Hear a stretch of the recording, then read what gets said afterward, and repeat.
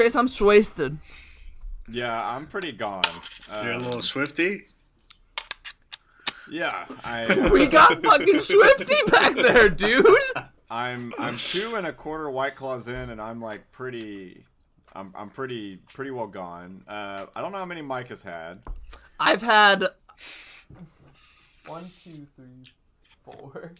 I'm on my 5th, baby.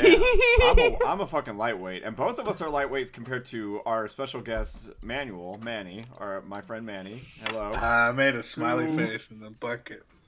Manny's got the fucking, what you got, sangria? I went to Taco Cabana, and I picked up the gallon margarita, and they gave me... Oh, that's from Taco 4, Cabana. 6, 8, 10. They gave me 24 shots, and I've used 9 of them. Wow, so Manny has had 9 shots out of 24 that he has in his possession, and is drinking out of this, what I can only describe as a bucket of margarita. And I had 8 White Claws.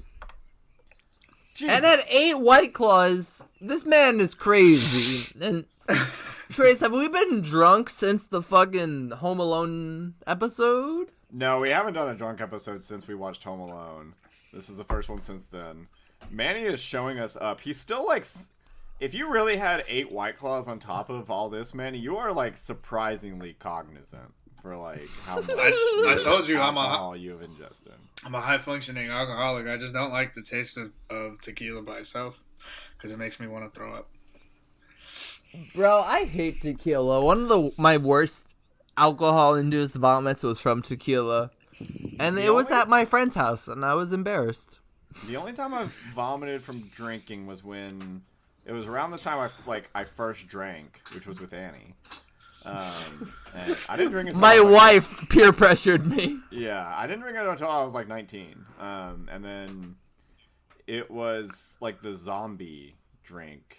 I don't really know. I guess that's a regular thing at liquor stores. I don't really know what it was. But yeah, I drank too much of that and then threw up. Hell yeah. I remember talking to Trace during that. Like, I feel like you remember, like, yo, I'm drinking for the first time. Oh yeah, I probably did. Nah, yeah. I mean, relative. It wasn't. I guess I wasn't 19. No, that was. I feel like I was. Now. I was like 19. Like it was like I turned 19 in December, and then New Year's Eve I was drinking like alcohol. Yeah. Like I was pretty late to the game. I think I was more like 20 actually when that happened. Probably. Wow. Wasn't it whenever you moved to Atlanta? No, it was when I went to visit Annie for the first time, I think. You know, Trace never liked doing anything fun with us.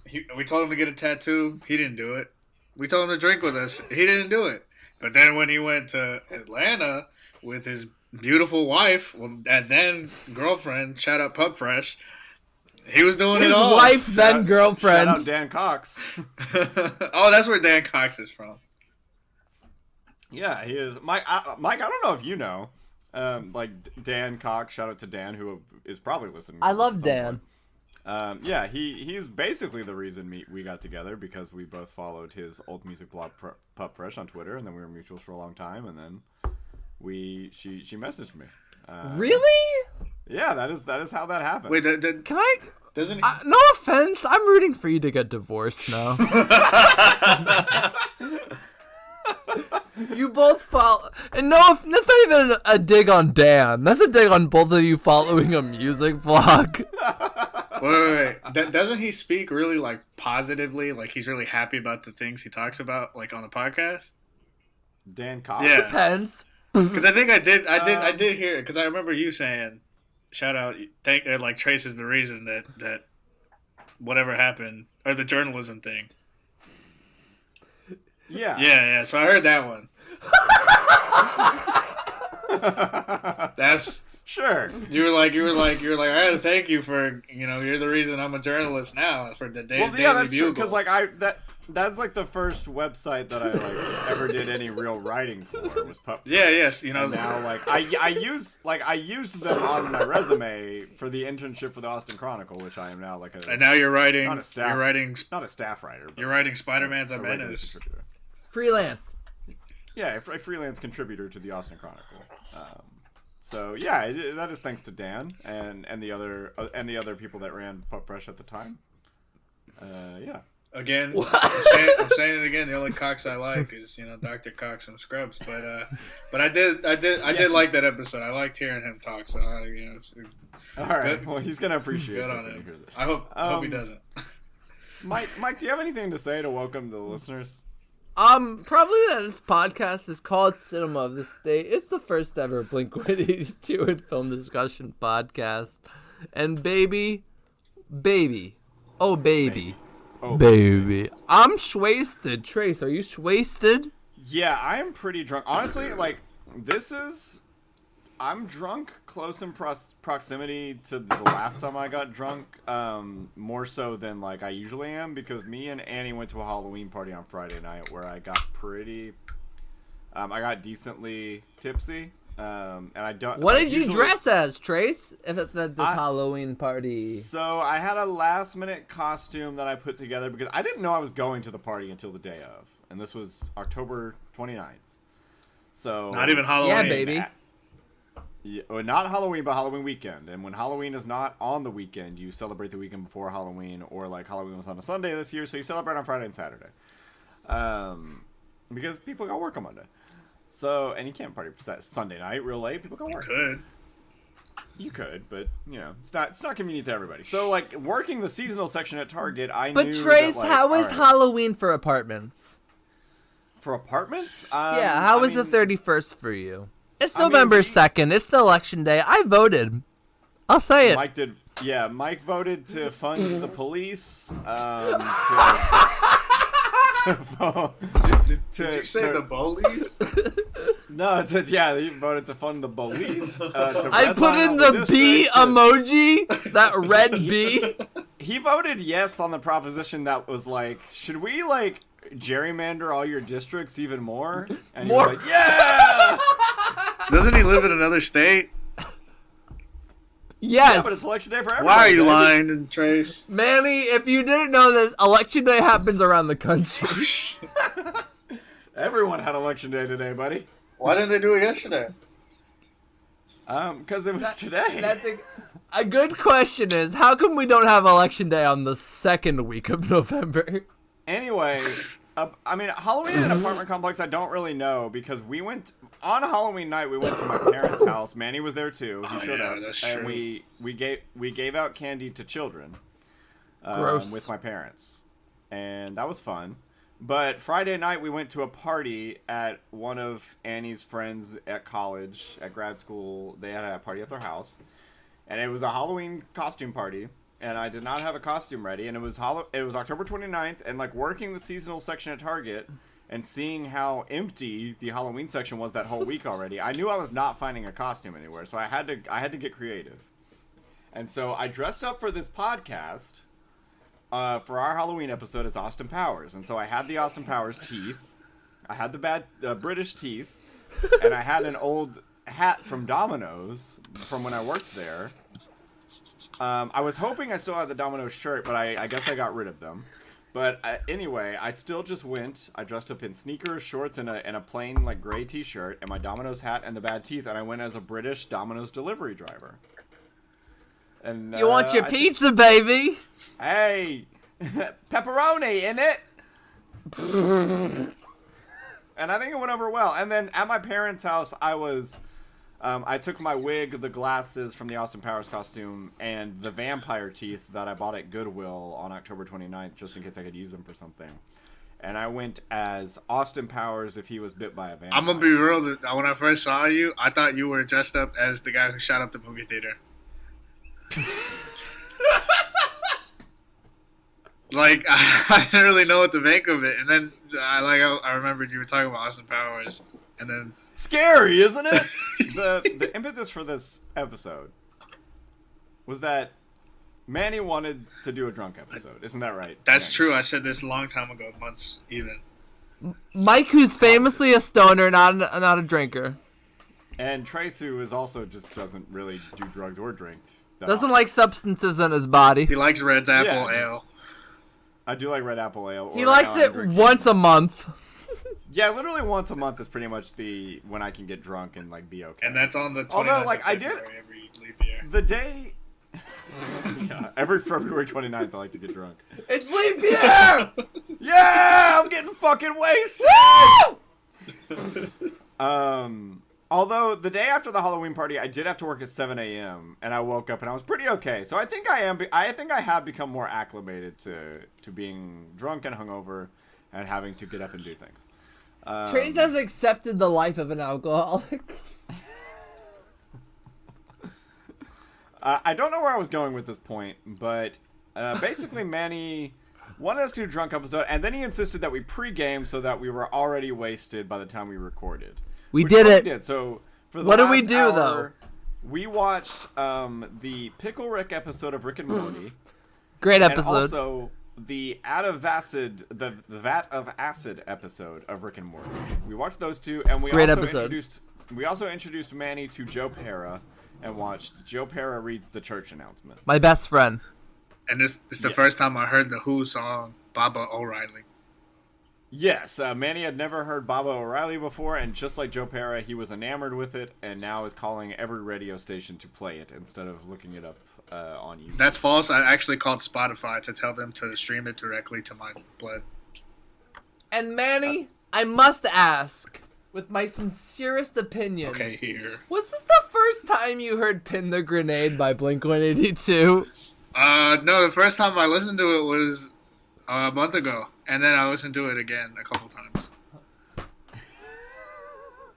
Did you like it? It was, I don't like the beginning of the song, but I like that the first thing, well, it made me think of Pop Goes Punk, where like the Devil Wears Prada did Still Fly, the Still Fly cover by Big Timers. Made me think that it fit really well there. But of course it wasn't covering a rap song. So, no, it was Trace, not covering a rap song. your origin of listening to this song was that you listened to it like an hour ago. Yeah, so I got on the phone call with Mike and Manny, and then I realized that, oh shit, I haven't even listened to this week's song yet. I was too preoccupied with the fact that I was going to have to be drunk for this episode. And watch Rick and Morty. That we were going to be pre-gaming, watching Rick and Morty, and I had to watch the movie. I just completely forgot to listen to this. And I'm sorry. And Trace, why don't you give your opinion on the 2 episodes of Rick and Morty you've watched? Funny. I thought they were good. Like, I did think they were very... I thought they were funny. I liked the kind of psychoanalysis of the characters that like kind of permeated throughout the episodes. I'm not sure I would ever just like watch it on my own. Like, I don't know if I would just watch the Rick and Morty by myself, honestly. But like, I'm not here for the Rick and Morty slander, though. Like, I will say that. Like, I will be on the defense. It's undeserved. I'll be here on the defense for R&M. So you would go as far to say that Rick and Morty is okay. I mean, I'm more than okay, maybe. I'd say I appreciate it. Like, I get it. Like, I understand Rick and Morty. Okay. I don't know if, like, I would be... I don't know if I'll go through the whole show in my free time. All of us virgins on Reddit who want to just talk about all the details in every episode, we appreciate you, Trace. Hey, I am a freaking ally of the Rick and Morty. So, I fly that flag outside of my house. All right, everybody. Rick and Morty, Rick and Morty, Rick and Morty, Rick and Morty, Rick. I will say that song, that TikTok trend has transcended so far past Rick and Morty that Annie, who does not like Rick and Morty and thinks it's stupid, wait, doesn't like Rick and Morty? She thinks it. Has she seen Rick and Morty, or is she just basing it? I don't know if she's seen a full episode, but her conception of it is that it is stupid. She's based and red pilled. But that trend has so far transcended Rick and Morty that she will be in the kitchen singing to our cats, Rick and Morty. Rick and Morty. But that could also you could also just say that that's just the art of Soulja Boy. Soulja Boy has been in our hearts since Crank That. Is that a Soulja Boy thing? That's his song. That's his song. I didn't know what that was. I just thought it was a random. Oh, you thought I was just saying Soulja Boy because Soulja Boy tell him? Should we talk about song? Should we talk about song trays as host of this show? Should we talk about song? We should talk about song. Which song? Pin the Grenade by Blink-182. Ah, a fine song indeed. So you liked it? I liked it when it went poppy, punky. It was nice. Yeah, 100% agreed. I think, like, Mike mentioned this while I was listening to it and kind of giving a little bit of a live reaction to it.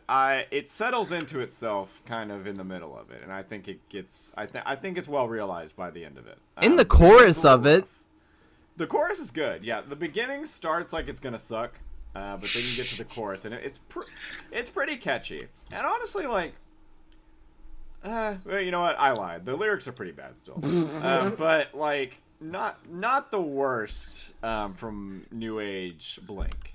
This is, RT if you're drinking White Claws right now. Am I right, fellas? Hell yeah. Heyo. I can't hashtag RT.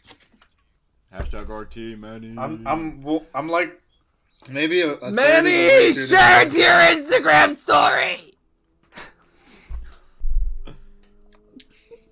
This is like the gallon of ice cream you'd buy at the Dollar Tree in the freezer section of Napoleon ice cream. But just sugar water. Manny, read verse 1. Back down off the ledge, you're leaving me. Right now it feels like you're bleeding me dry. Slow down, you took away a piece of me. I don't want to let go. Don't want to let go. Choke hold, I'm running out of oxygen. Tightrope tonight, it's like I'm walking on air. Black smoke coming from the underground. I don't want to let go. Don't want to let. Whoa. Honestly, look, I'll be honest. As we've stated before, this first verse fucking goofy. I don't care for it. The right now it feels like you're bleeding me dry.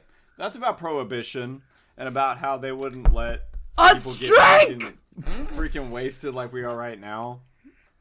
So I think it's insightful for the episode. This first verse feels like the diary of a wimpy kid heard Jordan Sparks' No Air song, and he's getting into poetry. Manny, you speak way too soon because next week we'll get more into that. I don't know anything. Someone did say about chokehold, I'm running out of oxygen, tightrope, tonight it's like I'm walking on air. A genius contributor said, here, the not us. Not us, a different contributor.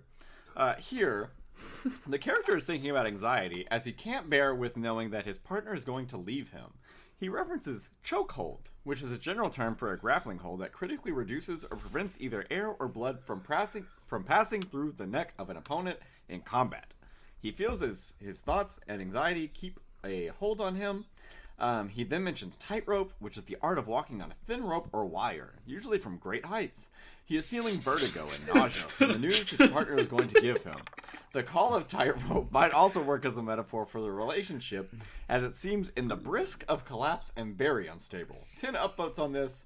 I'll give it a downvote just to balance out the positivity. Look, the song fucking boring until the chorus. Are you gonna talk about that chokehold picture too? This dude looks like he's actually struggling. There's a photo of a bald man giving another bald man a chokehold. He's like in the stance. It seems like.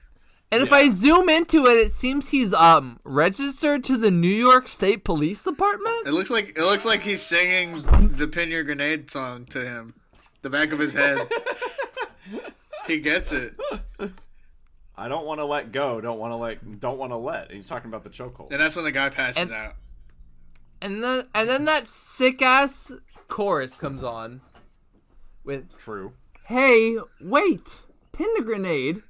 If you don't love me, lie to my face. Hey, wait, get out of my face. If you don't love me, lie to my face. Just another night before I'm lost and all alone. If you're gonna kill me, baby, please don't let me go. So, hey, wait, pin the grenade. If you don't love me, lie to my face. If you don't love me, lie to my face. Woo! And there's a long ass paragraph, and I'm honestly not in a good enough state to read it. This is by the boy. It's from Mark Hoppus uses a grenade as a metaphor for relationship. Grenade is a weapon. If you don't know what a grenade is. Explaining what a grenade is. That's how you get those Grenade. IQ points. That's why we're so fucking behind. We gotta explain what a grenade is. Grenades explode. They make ba-boom. This song's actually a sequel to the Katy Perry song. Do I have to talk about a movie? Yeah, we have to talk about the film we watched called Pin. Fuck. Great I selection, can't wait by to the talk way. about this movie. Verse 2 by Matthew Skiba. Alright, I got this one. I got My it. God. I was gonna do it. Okay, Mike's got it. I thought I had it. Just did the chorus. Did I just do the chorus? You did just do the chorus, but if you want to read verse 2, I'm not going to stop you. No, I don't even remember. Just read the verse 2. Oh, shit. My God! How could you talk to me like that? Are you talking to Mike? Let's stop. You changed your mind and caught a ride home. I'm talking to you, Manny. You dropped a hint that I embarrassed you. I don't want to let go. Don't want to let go. Midnight. I'm underneath the landslide. Fast life. I'll leave you on the side of the road. You cried. This isn't what you promised me. I don't want to let go. Don't want to let. So when this verse comes in, I think Matt Skiba's voice sounds like kind of crazy weird, but then like I kind of like it because it's a little more distinct than Mark Hoppus's voice on the song. It's better than Mark's, but also they still like Matt doesn't sound different, and that's all. That was always something I liked about Blink-182. And a half. Yeah. Yeah. Oh man, we should start Blink-182 and a half. They should have renamed the band that when Matt came in. Wow. Blink 182 and a half members. Fresh start. I'm not in a position to talk about this verse. Like I'm just not in the mental state. What position do you need to be to talk about Freaking doggy style. the bridge? Manny, what's the bridge? What does Mark Hoppus say? It's the bridge. It's the last new thing. Fuck it! Oh, wait. Okay, so how do you talk in parentheses? Okay. Quietly. Lie to my face. Just another night before I'm That lost sounded like and Pin. all alone. If you're gonna kill me, baby, please just do it slow. This guy's kind of a freak. Just another night before I'm lost and alone. If you're gonna kill me, baby, please do it slow. He is kind of a freak. He likes it. We were just talking a little bit earlier about how Hellraiser, Pinhead himself, Pin the Grenade, Pinhead, is all about pain and pleasure. If you're gonna kill me, baby, please do it slow. He's solving the freaking Pinhead Rubik's Cube, and Pinhead's gonna come chain him up and rip his flesh off, and he likes it. My favorite Pinhead quote, probably, strike! No. You open the box, and I have come. Gross, Pinhead. It's not. Look, any other episode, if we were talking about Hellraiser, that would have been a great transition. However, we're talking about fucking Pin. And not a bowling The pin. 1988 classic. And I'm not talking about the thing to keep sure your threads are together when you're sewing. Pin is the one and only friend Leon's ever had. The only one who doesn't care that Leon's different. Only Pin knows Leon's darkest secret. Leon? Hello, Marshall. Oh my god. When someone hurts Leon, Pin hurts them. Okay, so Manny, this movie. So me and Mike were really concerned because you have seen this movie before. Yeah? I wasn't concerned until like 30 minutes ago. You have seen this movie. You picked this movie for the episode. It fits. The film Pin. I mean, yeah, they have a word that links up. Yeah, Not it's just very that.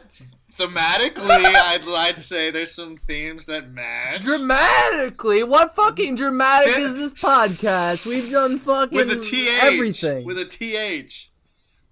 And an E. So when did you watch Pin? When have you seen this movie? It was between middle school and high school. Not like the summer of, but like if I threw a dart at the board. But Manny, could you explain your like interest in horror films then? Like if this isn't like what like drew you to get to Pin? I was just watching like, shit. If I'm being where the real. fuck did you find Pin? I was just watching shit. This direct. Yeah, it was on VHS. 1988. What? Yeah. Pin. It's such a weird movie. My aunt when she was younger, we lived with my grandma, as you guys remember. Shout out the doctor's poster in the hallway. Oh, yeah, she wanted to be more of a man, so she put the nurse's poster of the Enema of the State on the wall. My aunt, there was an 8-year age gap, and so she was like the cool kid, She was doing all the trends and stuff, and she always watched scary movies. Played like Silent Hill on the PS2 and the Xbox and all that, and she liked scary stuff. And so me and my brother would raid her room and see whatever scary movie was in there, and we'd watch it. And Pin was there, and Pin was fucking sick. Pin was sick as fuck. It was a trip, and I didn't get it. So then I watched it again, like within that time frame, and I was like, "This is pretty cool." I got that the whole incest thing was bad. Like that's bad. Okay, good. I'm glad that you, out of all the things you took away, you like, all right, cut to black. Incest is fucking bad, but this fucking kid's got issues. He's a dumb, stupid idiot, and. I can't. He got problems, buddy. Like, even Andy fucking got rid of Buzz and Woody. I mean, get over it. Grow up. God damn. So, okay. I mean, so Andy didn't fuck Buzz or Woody. He did not fuck Buzz. I mean, to be fair, this kid did not fuck Pin. He watched someone fuck Pin. Hashtag in defense of Pin. Yeah. In defense of Leon. Are you talking about Dead by Daylight again, Trace? No, we're not talking about Dead by Daylight again. Yo, put Pin in Dead by Daylight. Put Pin in Dead by Daylight. Let him roll around in the wheelchair. Just sitting there. So, I watched this movie this morning without any knowledge of the plot. And I was just really surprised by, like, how weird this movie is, how strange it is of kind of this, like, inspection of, like, this mentally ill kid who's, like, repressed sexually and, like, had parents who didn't really allow him to interact with other people, and how this led him to making this anatomical doll, which is the plot of the movie, that his doctor father used to teach kids about medical things and sex. And not kids, specifically his kids. His kids. Through ventriloquism. It would be weirder if he was like inviting the local kids into his doctor's office to like be like making his sex doll talk about vagina. Every patient he has, he's just like, "Hey, you want to see this shit? Y'all want to check out this fucking wacky shit?" I said he should be a ventriloquist as like a career. He's like, he's good. Jeff Dunham could never. Peanut. Look, Jose Jalapeno on a stick could fucking never. Ahmed the dead terrorist has nothing on Pin. I don't know anymore the people he has ventriloquized. Oh man, there's Walter. There's Ahmed. I know, there's Bubba. There's a Bubba. There's a pimp. There is a pimp. There is a pimp. Isn't Bubba the pimp? No, Bubba's a redneck. Oh, Bubba's the redneck. Who's the pimp? I don't know. His name's probably Tyrone. I'm thinking of the barbecue sauce, Sweet Baby Ray's, but I think that's because I was watching a video of Zach. Who made Facebook? Mark Zuckerberg. saying Zach we're Markerberg. putting the Mark Zuckerberg. Sweet baby Rays. Put the sweet baby Rays on it. Put the sweet baby Rays. I got the sweet baby Rays. Sweet baby Rays. Sweet baby Rays. It's not Facebook anymore. It's Meta. Oh wait, Thank you, Jeff. They changed the name. It's Meta. If you guys were the inventors of meta, you would have invented meta. Drop the. Make it His Meta. name is Sweet Clean. Daddy. Oh, Sweet Daddy. The black puppet that Jeff Dunham brought out. Are we on the movie or Sweet or Daddy the D. song? Very funny, Jeff Dunham. We're on the movie Yeah, Pin we're- about. So this kid basically, his dad is a ventriloquist doctor who. I kind of love those. You know, when he's not in surgery, he's also making puppets talk. That famous profession where he pretends that this doll is talking to his kids about sex and sexual anatomy so that it's not awkward. But the little kid Leon seems to take it kind of disturbs Leon in a way, but also interests him. And it's kind of his mother doesn't really let him have any friends, and so Leon is kind of his only. Pin the dummy is Leon's really only friend, kind of, and his dad doesn't really let him talk to him, so he feels like he's cut off from Leon, his friend. And he sees another doctor masturbate herself with Leon. She has sex with the doll. And so then from that point on, he's kind of sexually repressed because Manny, let's just let Trace explain this fucking weird ass movie. And then he like grows up and like to have this strange protectiveness and like almost sexual infatuation with his sister. He doesn't like her dating other boys, and he wants to kill anyone that kind of like takes too much interest in her. And he part of his personality basically becomes Pin. Like he makes Pin talk and pretends he's talking to Pin. He introduces people to Pin like he's a real person, and he talks as Pin. And just to give a heads up for the movie, I just Command F'd abortion and nothing came up. Interesting. And abortion is probably like a pretty major plot point of the movie. There is a major plot point in the movie where once they are grown up, which I gotta say, so it starts with them as children and then cuts to them as high schoolers. It's a prequel to Boyhood. I agree. Yeah, they shot it the same way. They shot it over. Let me go. I don't wanna be your hero. The actor they got for older Leon and younger Leon that was pretty spot on. Like, because when they cut to older Leon, I was like, oh, that's him. Like, that is Leon. That's him. You saying Ursula? That boy's a freak. You saying Ursula didn't look like Ursula? Ursula looked like Ursula too, but I just mean like the kid that looked, the Leon people looked exactly like each other. So good casting. Well, they waited. They found the freakiest boy in town. They waited 8 years to shoot the rest of the movie. They waited 8 to 10 years to shoot it, just like Boyhood. This is where Linklater got his inspiration. This was a bad idea for an episode. Yeah, this was terrible, Manny. I don't know why this idea. Was it not a good movie? So like, I liked the movie, honestly. Like, movie I thought was pretty forgettable. Are you sure? Cause I'm not. Okay, wait. But first of all, I think because we do a lot of horror movies on this show. I think we do. Yeah, we kind of. Because horror movies are pretty make or break, like trashy or classy type of movie. I think. Yeah, we veer towards horror on the podcast. A lot of them fit what we want to talk about, and not even that I want to talk about. More like what I think Trace would be interesting in talking about. Right. Well, yeah. Well, I'd like to say that our boy Leon, you know, if you don't love him, to Ursula, just lie to his face.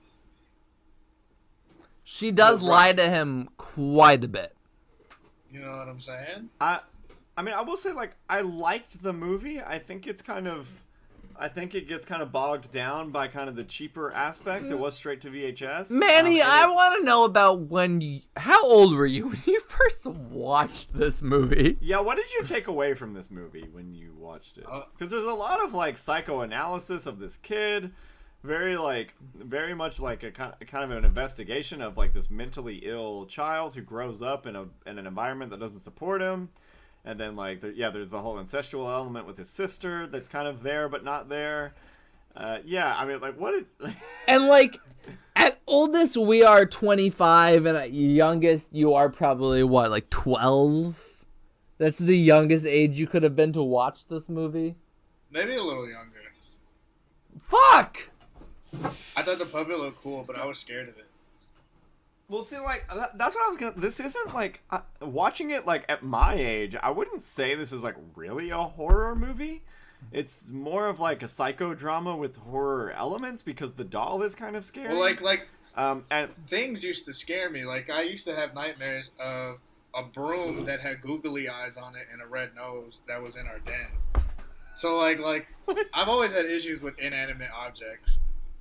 And I think that watching that was me trying to be like, okay, if I can get through this and like be okay with it, I think I can fuck this thing up in the den.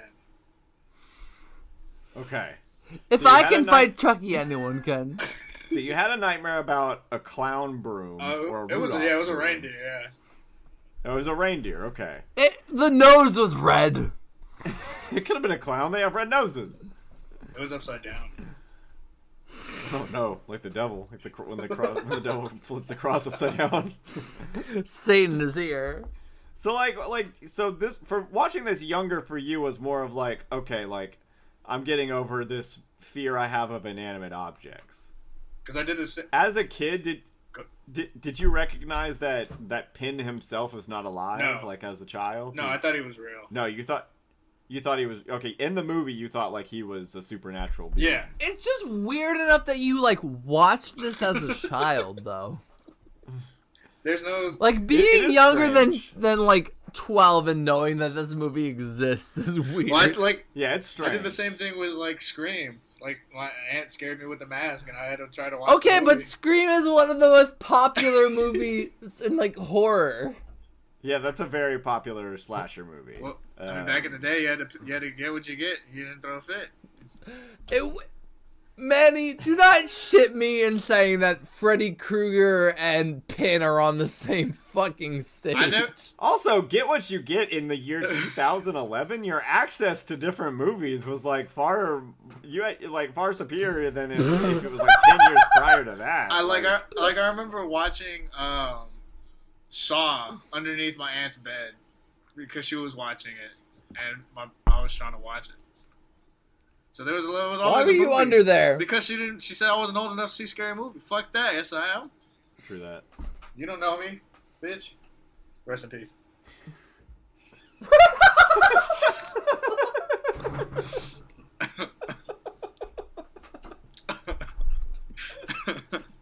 So,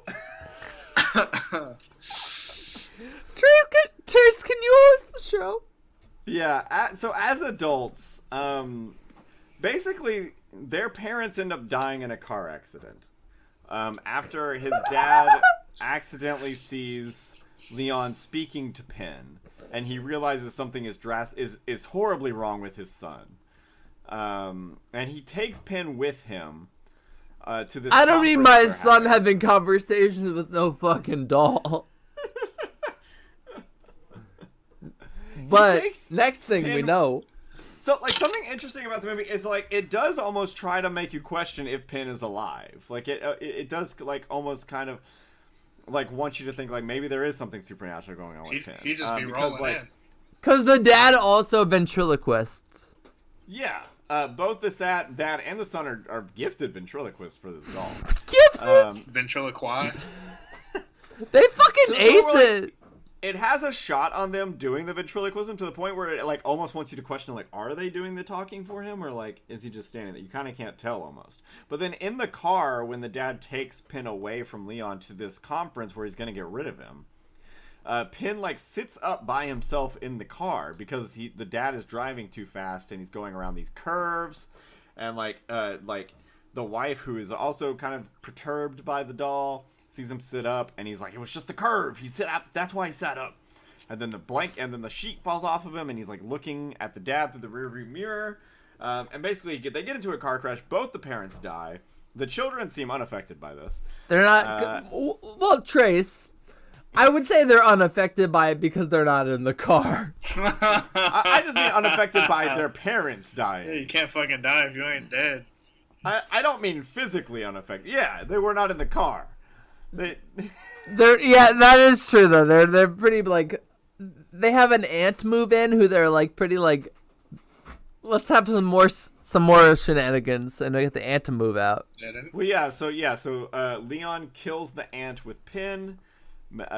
Makes it seem like Pin killed her, basically.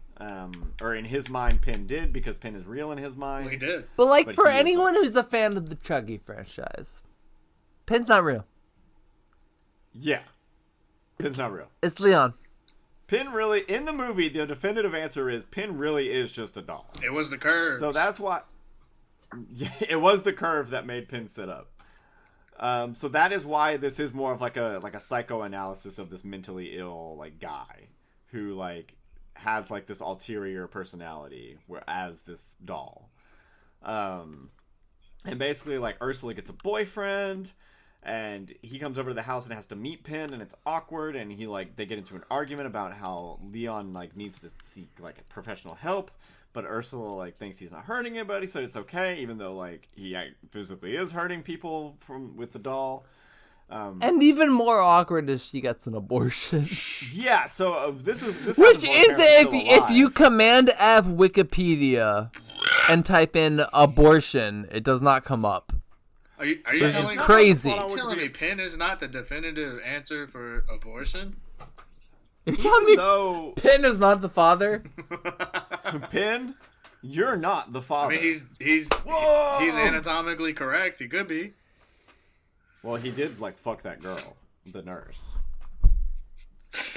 And so even though that the Wikipedia entry for this movie says this article consists almost entirely of plot summary, it should be expanded to provide more balanced coverage that includes real world context. The plot summary does not mention the abortion the sister has. This happens while the parents are still alive. She gets pregnant and then like goes to see her dad does the doctor work on her, and then she gets an abortion and stuff. That is basically what happens. And she gets a casual abortion too. Yeah, and then the brother no wire hanger. Doesn't think she had the baby. Like no wire hanger, professional abortion. Thank goodness. Women's rights. But basically, once Ursula gets a boyfriend, Leon starts to think that he's only interested in her inheritance, her money that she's getting from her family, because and he's upset because he overheard a conversation where he wants to put him in like a mental lockup. So like Leon invites Stan over to like talk about a surprise party for Ursula. And then he drugs him and kills him supposedly with a sculpture. And no, he doesn't. Yeah, I said supposedly. You know Pin ain't gonna stand for that. He hides his body outside the house. And then Ursula's wondering where Stan went, and Leon explains it to her with some excuse. But then she finds like something Stan left for her and like a wet spot on the carpet, and she knows Leon did something with him under the guise of Pin. And she confronts him about it, and he says Pin did it, and he says he made her do it. He made him do it, and then she leaves the house. Pin's the reason for it. Yeah, Pin's the reason for it. And then what else happens? Ursula comes back to the house and it tries to is gonna kill Leon with the axe, but it cuts away. But then it cuts away when she's gonna hit him with it, and then she comes back later, and they find Stan's body and he's still alive. And then Ursula comes back later and she's talking. This is the most incredible scene in the whole movie. She's talking to Pin. The ending? Yeah, the ending. So she is talking to Pin herself. Leon is not in the room, and Pin is facing out the window. She's talking to Pin. Leon's not in the room, so no one could be voicing Pin at this moment. So are we going to talk about who's been voicing Pin? We're going to get to that. Okay. Just making sure. So you're wondering, like, is this in her head? Like, is this kind of like a residual, like, kind of trauma thing where Pin is talking to her? But then the final shot, it cuts to in front of Pin, and it is Leon. So I guess the reveal is that instead of hitting Leon with the axe, she killed Pin with the axe. She dismantled Pin, and that kind of left Leon to become Pin himself, because that was kind of all he had left. Pin died, Leon survived. The Pin personality kind of took over once she dismantled the doll. So now he is Pin, just himself, and his mental illness has kind of taken over him. And that's the end of the movie. So, like we said, this is why we were kind of inquiring why Manny had watched this movie as a fucking middle schooler. Weird fucking movie filled with why? Wait, but I really want to know, like, where did you find, like, who showed this to you, Manny? Who sat you down? Nobody. He's just looking through the collection. You just found this. You're just a fucking weirdo. You know what? You said you don't like it when your friend's being mean to you. You're my friend being mean to me. Manny, I love you. This feels like gaslighting. No, I would never gaslight you. That really feels like gaslighting. I would never gaslight you at the 50 minutes and 43-second mark on my podcast. Gaslighting's not even real, bro. You're crazy if you think I'm gaslighting you. Oh no. Oh no. You watched this movie like full of like weird like incestuous themes and like kind of like weird like sexual repression. So tell us about how you want to fuck your cousin. Oh, okay. Yeah. Since we're leading into that topic, okay. But okay, so two notable cast members in this movie. One is Terry O'Quinn as the dad, notable as Locke from Lost. Who? Interesting. What a dumb fucking show. What a bad dad. They were lost on the island. Maybe more notable, Mike, if you want to share. Is he from Buffy or something? No, I just mean who voiced Pin. Oh, Jonathan Banks from... I don't know if you guys have ever heard of Breaking Bad. Yep. Or a Better Call Saul. But Jonathan Banks voices Pin the doll. In canon of the movie, he is ventriloquisming the doll. Like, he's doing the quote-unquote voice. But it's Jonathan Banks from Breaking Bad. And here is a clip of him doing it. Why didn't you help me? I have never lied to you or for you. I want you to. I need you to. I don't know how, and neither do you, and that's why you do it so badly. Why didn't you help me? I have never lied to you or for you. I want you to. I need you to. I don't know how, and neither do you, and that's why you do it so badly. Keys, scumbag. It's the universal symbol for keys. And there it is. Mike inserted a clip. So Mike's theory is that they just pitched up Jonathan Banks's voice. And but also is he too good of an actor to be in this?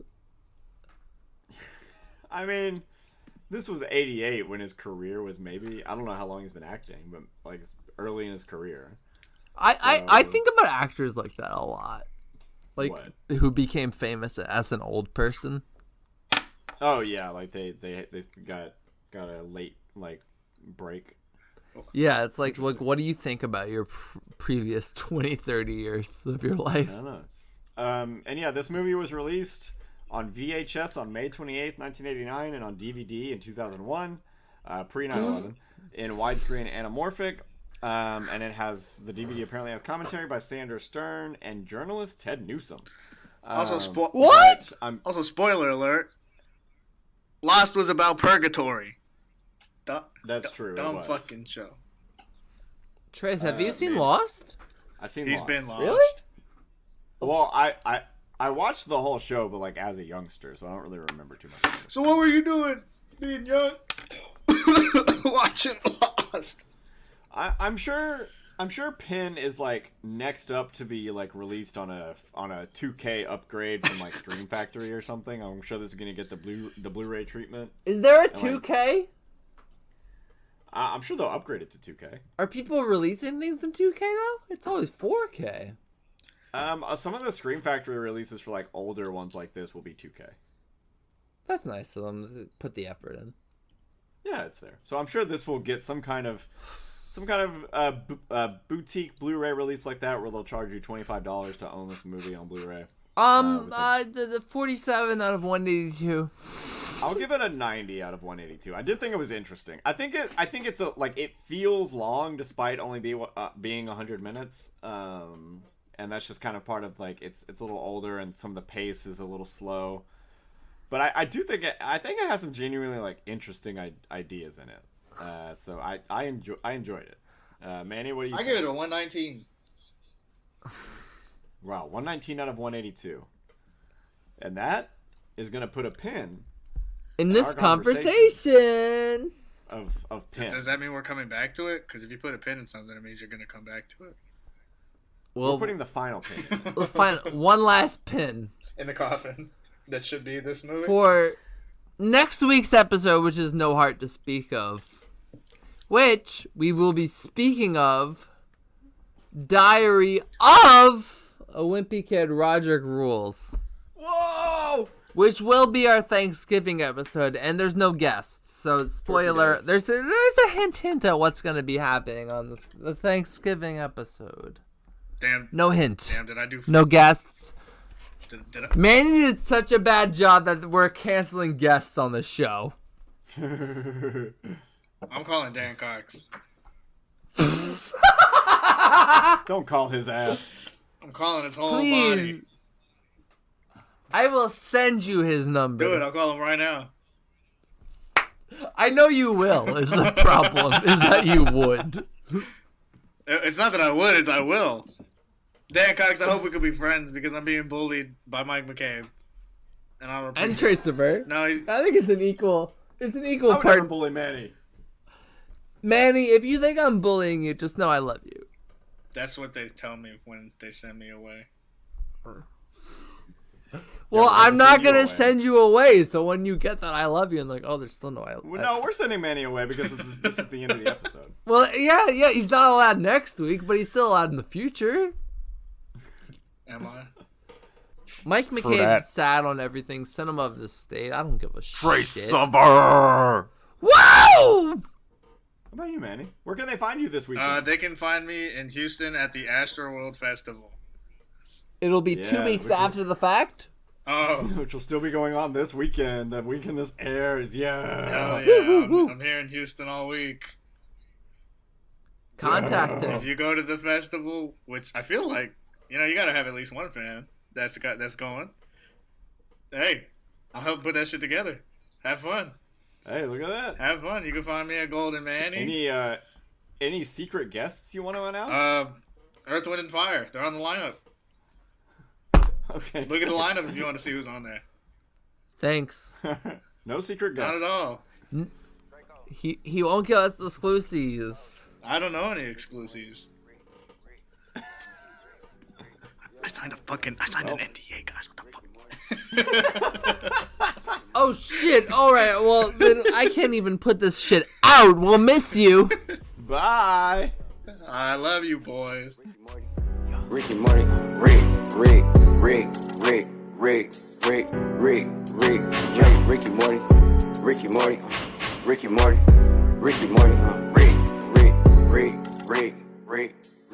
Rick.